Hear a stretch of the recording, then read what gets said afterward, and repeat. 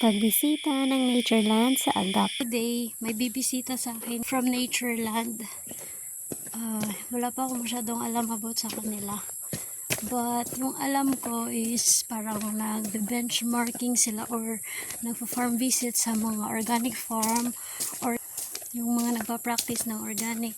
May isang representative from Natureland. Meet ko na siya doon sa Agri-Trade Fair ng Ibabaw. Siya siyang judge. Hopefully maging successful yung farm visit niya sa amin.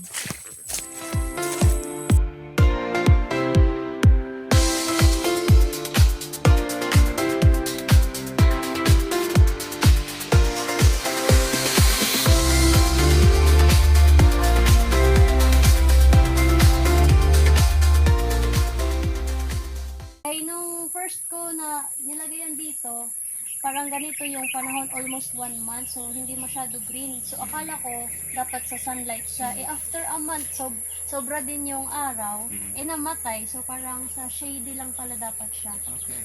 Nagiging red minsan, di ba? Nag-red and it turns to black kung patay na siya. Okay. So importante sir na may manure kasi to.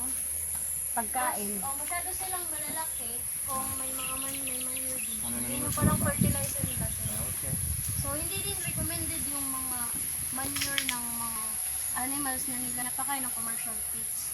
Like yung goat or yung carabao. Yun yung recommended na ilagay din.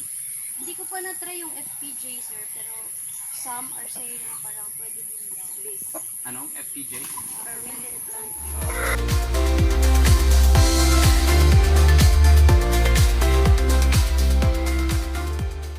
Thank you for watching. Let's go organic.